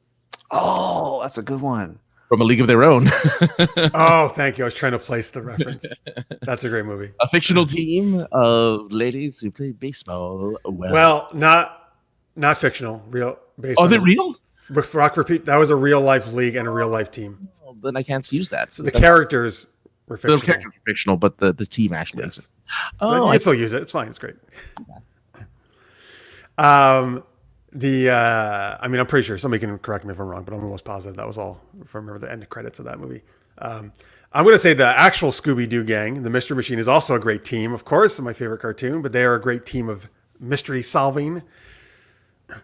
And Acrodius says Freakazoid from the 90s, which is a show I never actually watched, but I knew it existed. So I don't. Theme song's now stuck in my head. So thanks for that. All right.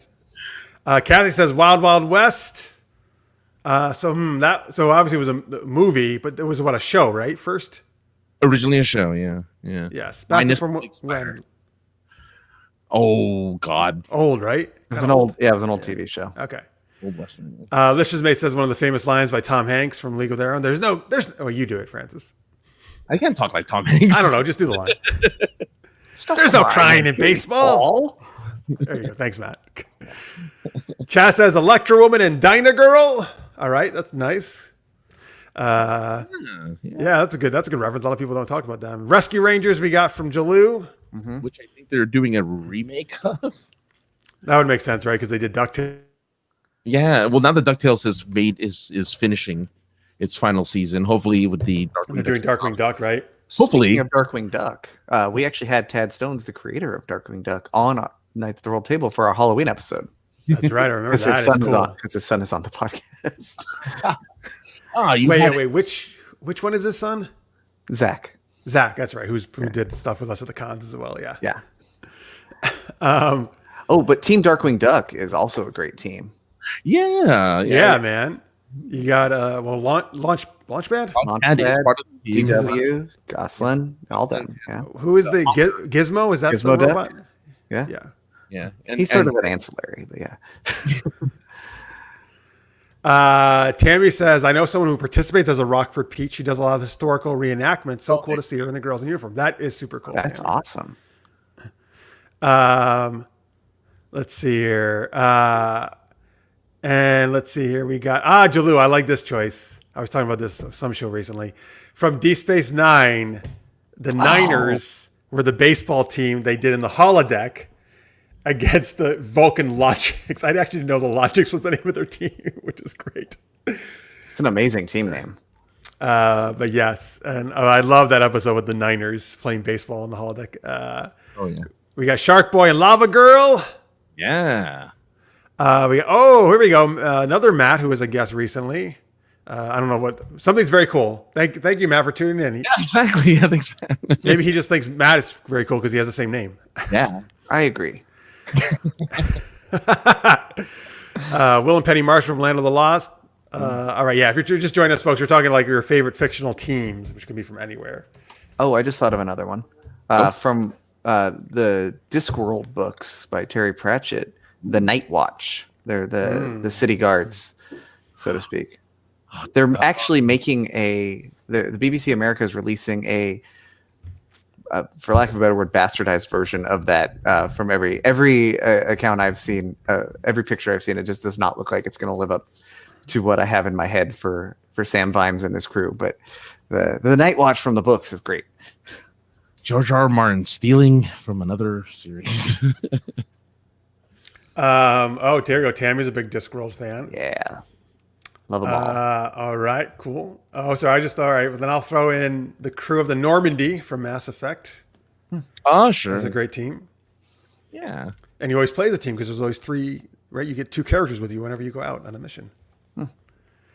I like this one, Matt. The Jedi twins, Jaken and Jaina, from what I still consider canon, but what's called the Legend series now in the books. Which they, during their little Disney thing, they are doing like a Star Wars Legends. So it sounds like they're going to bring some of the Legends stuff. What do you mean? As a show? Yeah, as like an animated show. Oh, I was reading about all the shows. I didn't. Oh, is that what they meant by that? So well, okay, that would be actually really cool if they'd actually do that. Well, I mean, in one of the recent Mandalorian episodes, they did drop a big name from. I'm not saying it. No, I actually saw that one. Okay, so, thank you. I appreciate that, though. Yeah. Yes. Well, by the way, the same person, Timothy Zahn, who is one of my favorite authors, the best Star Wars author in my opinion. He created the Solo twins and Grand Admiral Thrawn, which has been used now in Rebels. Well, and he's actually written now. I actually got his fourth Thrawn. He's written 4 Thrawn books that are part of the real universe now. Oh, really? Oh, I didn't know that. Yeah, they actually had him redo Thrawn. Oh, nice. It's still Thrawn. So I don't know. Again, I'm so afraid. I guess I'm still hopeful because Favreau's done a great job with the show and Filoni with the Mandalorian. I just don't want him to fuck up Thrawn because I think Thrawn's the best Star Wars villain after Vader, like hands down. I would actually put him above Vader. Above Vader? I could see why you'd say that. Yeah, but possibly that's because I actually got to see his motivations by reading the book. Unlike Vader, you just have to kind of guess that. Right. I mean, he's fascinating in the books. You're right. Like, it's how he does things and studies artwork. It's so cool. So yeah, I just, as long as they do him right, then that's fine. I'll be happy. Let's see here. Tammy says the crew of the Serenity. Sorry, wrong one. Oh, that's a good one. Yeah. And then Matt says we need a Firefly reboot. Yeah. No, I just want to continue the series. Yeah, okay. Well, right. You can just do that too. Julie says Hire for Hire from Tailspin. That was the name of their company, right? Wow. Oh, Deep man. cut. Yeah. Okay, so Matt agrees. Vader just wandered around choking people and doing the... Thrawn was the man. Thank you. Oh, Tammy says Disney is making... Wait. Oh. I did hear a rumor. Firefly? I heard a rumor that they might be doing that. So because that was a Fox show, so they would now own the rights to it, depending on who actually produced the show, I guess. But because Fox is the distributor, I don't know if they actually made Give the it to show. Favreau. All right, so look, he's busy, right? How much stuff can he freaking do? Just Apparently let him everything. concentrate on Mandalorian. I just Iron want- Man. And no, Yeah, he only works on series where they wear metal body armor. There you go. Right, that's the only thing he does now. He does. Well, I mean, obviously, if they're gonna, I mean, they should have Whedon, right? If he wants it, they should let Whedon. Yeah. He created the show. But he hasn't done anything since. It is. He has been oddly. Well, and also he's worked with Disney on 2 Avengers movies, so they know him. Oh, that's true. Yeah. Didn't he have a bit of a falling out with them though? He did have to. Yeah, well, yeah, but part of it also is from what I read, I feel like after Avengers, he was just so exhausted. He just did not want to do any of those like huge superhero movies. I guess after that, That's I think, fair. which I get. All right, okay, all right, Matt. The joke: how do Reavers clean their spears? All right, I gotta wait for the punchline now. The worst thing is I know the punchline, and Oh, you do? Yeah. Yeah. I can't think of what it would be. All right, well, tell it to us then, Francis. Okay. Well, how do Reavers clean their spheres? They send it through the wash. Oh, that's terrible. That's terrible. Oh, put them through the wash. Too soon. Yeah. It will never not be too soon for that. So Jalou, Nathan Fillion's in a show called The Rookie, which is a cop show. I actually watched like half the first season, and I was really digging it. And then I don't know, it was going ways. I just thought it was not good, so I stopped watching it. So Jalou, yeah, tell us how that show is, how it's going now. People. Oh, but here we go. Yep. Everybody's saying it. That was one of those movies. I went to see that movie, and someone had spoiled for me. Serenity. Yeah, that one of the main characters died, and that you don't really get a chance to grieve over it. They just have to move on. And then Book dies, and I was like, "Oh, okay," And then, so the wash thing just totally caught me out. Oh, that's good. That's good. I was devastated. I bet. All right, I actually like the movie better Yeah, it was great. than the show. I'm actually one of those great. few people. I know it's sacrilege. I actually did not enjoy Firefly. Well, maybe you didn't watch them in the right order. If you watched them when I they know. aired, that's why. Everybody tells me that, but I've tried to rewatch it a couple different times and ways. That's fair. Yeah, I like it. Yeah. I mean, you're wrong, but it's That's just the problem, man. You can't talk to Firefly fans, like, because they refuse. They can't have any conversation except it's the best show ever created. Oh, I like Mandalorian better. So. Okay, well, that's good.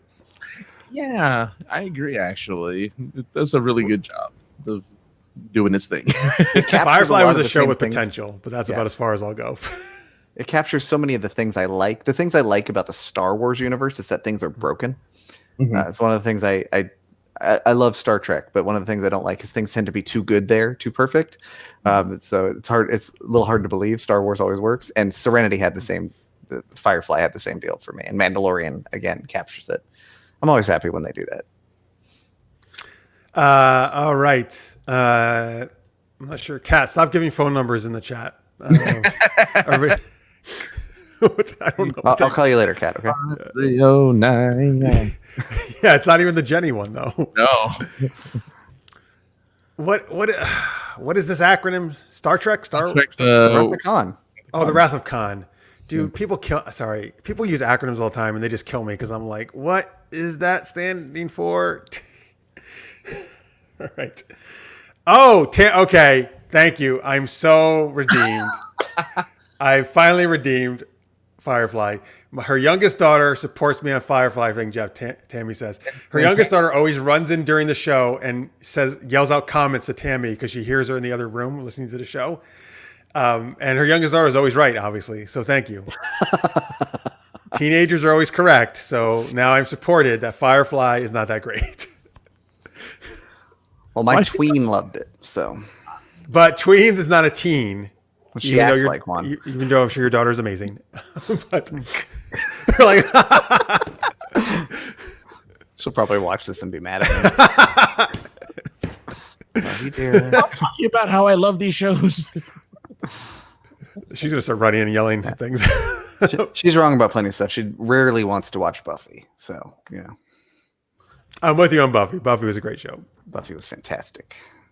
Although I'm so, you know what? It's the one show I haven't gone back and watched. I'm so afraid for some reason that show is not going to hold up for me like how I loved it. It does, but I will say the first season or so is a little bit rough. It's still good, but it's like... It's so... it's meandering, I think, is the first season. I think we're like halfway through season 2 or 3, and I think we just started... best, I think we started season 3, and I'm like, okay, it's... Their banter starts to pick up. They really gel as characters around then. Yeah, man. 3 and 4 are my favorite actually seasons. It follows the Star Trek formula. You have to wait till the 3rd season and then it gets good. Star Trek Next Generation formula, yes. Yeah, you're right. Fair enough. Yeah. But someone has to grow a beard, then it gets good. That's right. So Buffy should have grown a beard, is what you're saying. Oh. No. What are the... Yes. Xander didn't grow. Xander gets a beard, I think, in the comics, like season 8. Well, Willow gets a beard in Oz in season 3, so that folks really need to be familiar with a lot of shows today to get these jokes. Jeez. I do humor for me, and if other people get it, then that's great. But I just do things to make me laugh. All right. I love all the well, good. I'm glad you don't care about anybody else. Let's see. By the way, Kat says she was not trying to get phone numbers. Her dog was on the keyboard. Okay. Oh. So that's her dog's phone number, folks, if you want to text the dog. By the way, Matt says, yeah, teenagers. Teenagers. They know everything. Tammy says, yes, her youngest daughter is 17. She's never wrong. Yeah. Exactly. Okay. I know, again, I'm going to be crucified for this, but the one episode of Buffy I haven't seen is one of the few episodes is the musical episode. So I know. Is that season 6, right? Is that right? Yes. Here's the problem. For me, particularly season 5 I have crap on Buffy, I felt, so I stopped. And then I had to come back to it. So I missed some episodes here and there.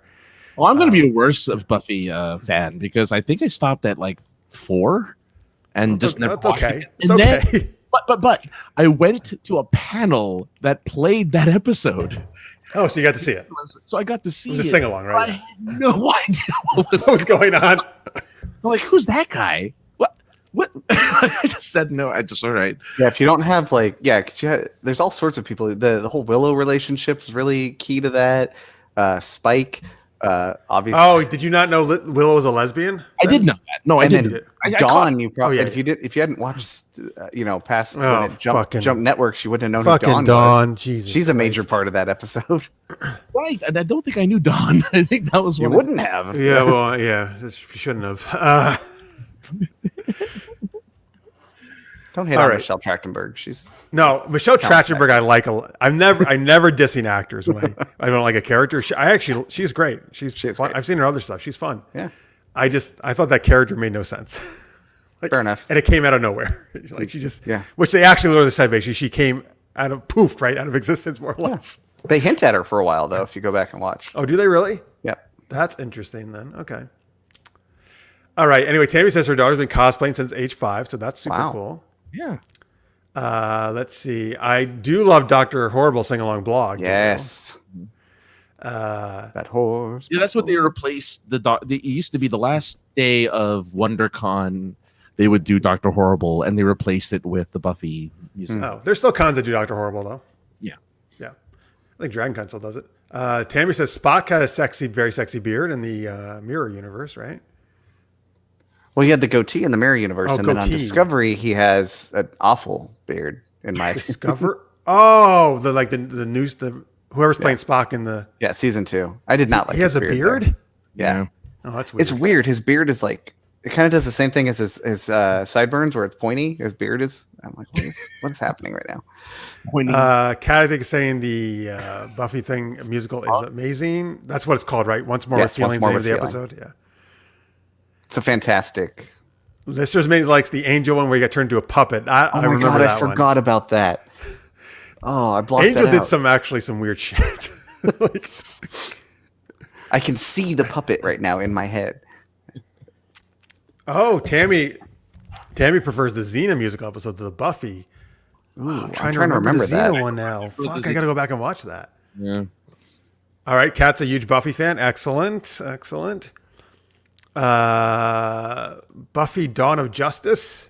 So like Okay, sure. all I'd right. watch that. I'd watch that. Let's see here. All right, cool. There. Let's go to our last game. Super chat. Francis, what's this? All right, Super Chat is where Matt plays a fictional character suggested by you, the audience, while Jeff and I play other characters in the scene. But our dialogue can only be stuff that you guys put in the chat. So have fun. So first, give us a character for Matt to play. It could be from anything you want, any kind of geeky fictional universe. Does she mean you, Matt, or the other Matt? I The don't other know. Matt. Too many Matts. What did they forget? It says that you must rewatch. Interesting. I am actively rewatching Buffy now, so Oh, like right. Oh, I thought you meant as you do the show. I am. It's on this month. No, we're Yeah, I about got half- you. All right, I got to see the musical episode. watch it. Marvin from HG2. What? I can do that. Hitchhiker's Guide to the Galaxy. Oh, okay. So since I don't know anything about that, I'm going to say you can be Spike since we're just talking about Buffy. But thank you, Jalou. Can I do a British accent? Yeah, we'll find out. All right. James Marsters, incidentally, does the all the narration for the Dresden Files books and on Audible, and he's also Spike, but he's not British, and it blows my mind. Like I know he's not British, but it's so weird to Oh, hear that's him. right. I always think he's British too, but he's what is he, American or Canadian, right? Very well. He's got a non-British accent. Yeah. Just like Tatiana Maslany. I thought she was British, and she's She's just not British. Wait, really? But why? She does lots of different accents in. Yeah, but her main character has a British accent in. Oh God, I forgot. Orphan Black. Orphan Black. Yeah. What? I don't remember that being really okay. I'll have to go see. She does. All right, I just forgot. I guess I'm thinking. I didn't realize the main one. For some reason, I thought the main one was like more American sounding or Canadian sounding. There is an American. Yeah, there's the There's soccer several mom. Americans. Yeah, soccer mom. I guess I'm forgetting the. Yeah, I guess I haven't seen it in a while. Yeah, there's a soccer. I remember the soccer mom. That's for sure. John Lovitz is coming up a lot. Because John Lovitz is coming up a lot. Evil. Yeah, I'd have to shave this down to a goatee to do the evil John Lovitz. So. Oh, I'd love to hear Columbo impression from God. Sure. Go ahead. One more thing, yeah. My eye can look at the left and to the right at the same time because it's glass. No. All right. I'm not sure exactly what that was, but it was all right. Yeah, it was not bad. All right. So let's see. So Matt's gonna be Spike. Okay. So as we choose our characters, folks, you need to start giving us dialogue now. Give us any kind of dialogue you want Francis and I to say. And because we can only say stuff that you guys put in the chat, so you can put any kind of zany, weird thing that you want. It doesn't have to make sense. It can be funny. It can be whatever you want. Start putting those in the chat. We need a lot of stuff. So if he's gonna be Spike, so we should be Buffy characters as well. Then, right? I feel. Yeah. So who do you want to be, Francis? I will be. Oh, what was the name of the Watcher that ends Giles? No. That ends up going with Angel. Wesley. Oh, Wesley. Yeah, I'll be Wesley. all right. Well, fine. Then I'll be Giles because I love Giles. All right, we're all gonna do wonderful British accents now. They are all British, aren't they? All those characters. I can't wait. I don't think I've heard your British accent, Jeff. Have you done a British accent before? Because I can't really do one. That's the problem. Like I can't consistently hold it. Well, if we're all British together, perhaps we can pull this off. Yeah, that's right. Our forces combined. Well, We are Captain England. that's right. Oh boy, and there. Oh wait, so Matt, you know what? Can you click off the comments and in your thing like to private chat or something? I'm in private chat. I haven't had the comments up the whole Oh, time. okay, great. They distract me. Oh, okay. So you can't see what we're going to be saying. Yeah. So folks, all right. So keep putting put those comments in. What Giles and Wesley can say to Spike in this scene. All right. So I guess Matt, you can kind of just, kick us off, right? Matt can, by the way, say whatever he wants. He's free to say whatever he's trying to make sense of this. But Francis and I can only say stuff that you guys are putting in the chat as our dialogue. All right. So Matt is Spike. I am Giles. Francis is Wesley from the Buffy universe. Okay, sorry, I'm looking at these. I know, I'm already looking at this. So many of them are so good. All right. You guys ready? Yep. All right, listen, mates. You brought me in here. What is it that you need?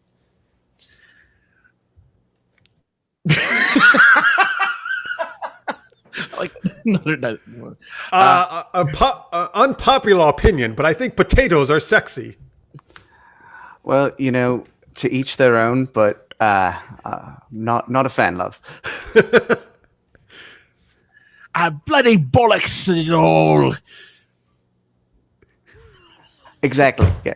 Bollocks to all the potatoes.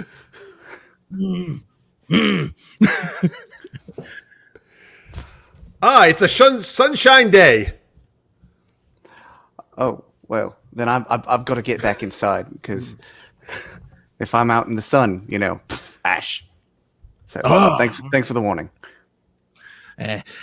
Marooned for all eternity at the center of a dead planet, buried alive.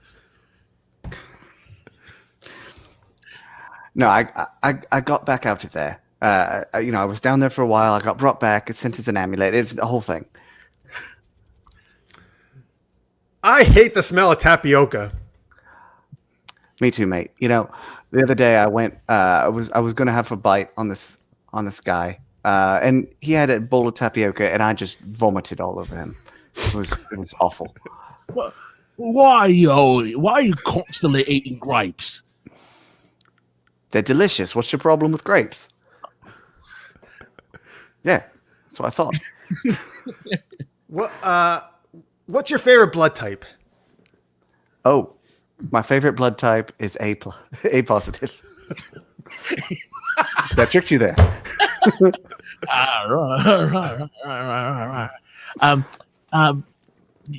It stinks. It stinks. It stinks. It does, and I know what that's a reference to. Look, that's clearly Giles, mate. You need to take a proper bath. All right, mate. My love for you is like diarrhea. I just can't hold it in. Well, please do. I'm not. You're a decently handsome bloke, but look, you and me, we're not going to work out. I've got a thing for the girls, Yeah. Can I call you? Oh, I missed it. Yeah. Marsha. I dated a girl named Marsha once. Well, I mean 8. Shakespeare's your mama. Oh, he was my father, actually. I knew him. Nice guy. He was my daddy, if you will.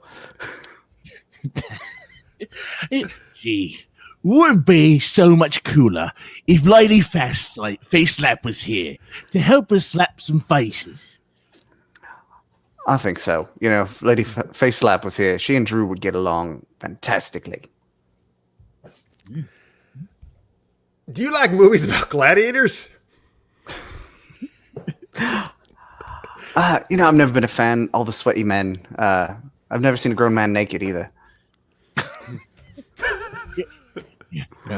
John Lovitz is amazing. I agree, and a very, very handsome man is he. I wish I looked more like him. I just saw Buffy with Angel. No. I'll be right back. I'm going to go kill them. Both. All right, scene.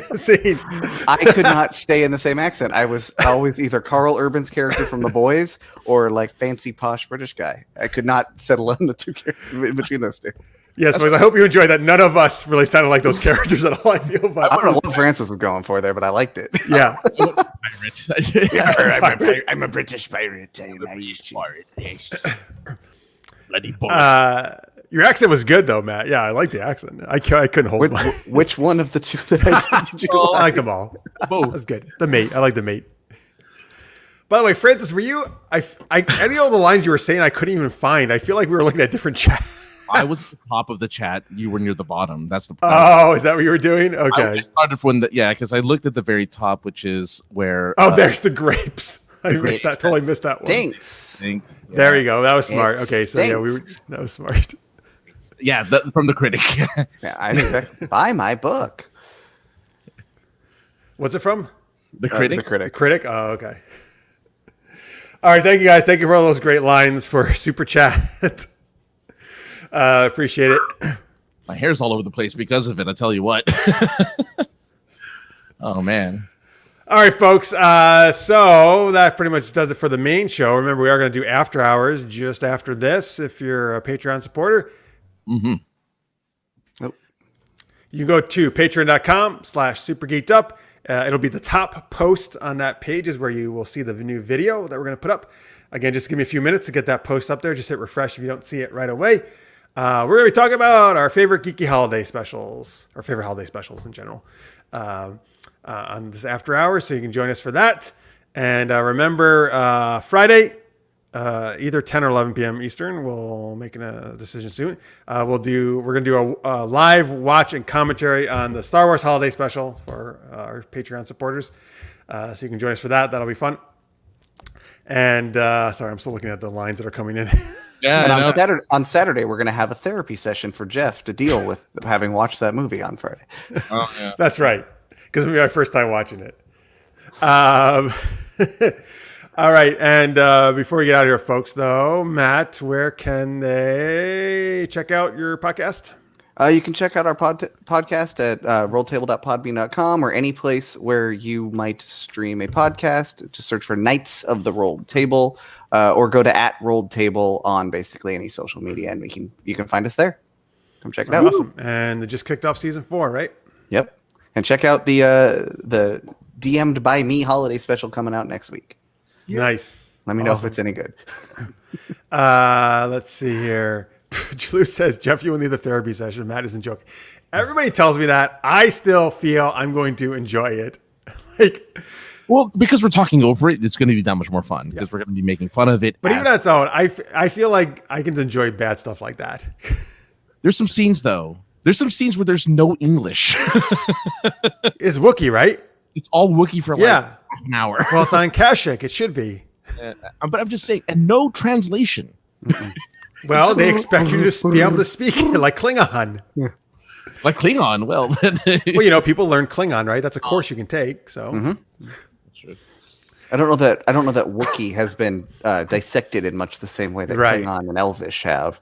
I know. What the hell, man? I don't know why they should be. We gotta get them. We gotta get.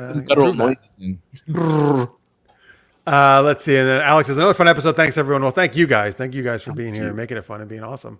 Of course, you can check Francis out over at sinceresarcasm.net. I will have a live episode on Christmas Day and New Year's Day to keep the people who are spending those holidays alone some company, and we'll talk all sorts. Oh, cool! Are you going to be broadcasting 24 hours straight? No. It's like the Yule log, but it's just Francis. Yeah, just me going. He actually will just put up a video loop of himself, kind of just swaying back and forth, shaking some orange paper to look like it's a fire. There you go. Hi guys. Yeah, no, it'll be just to hang out for a few hours and have some fun. Awesome, that's great. AKA the other guy on Twitter is where you find him. Super Geeked Up is me on Twitter. Supergeekedup.com. Find all our geeky content. And then please subscribe if you haven't to our YouTube channel you're watching. And if you're not going to join us for after hours, I'll hope to see you next Wednesday, which will be, I think, 2 days right before Christmas. So we'll have some good geeky holiday fun with you guys then. 11 p.m. Eastern, 8 p.m. Pacific as usual. And so hope to see you guys on then. Thank you guys so much for watching. Thank you to Matt for coming on and being fun as always. And thank you to Francis. And until next time, guys, stay geeky, everybody. We will see you soon.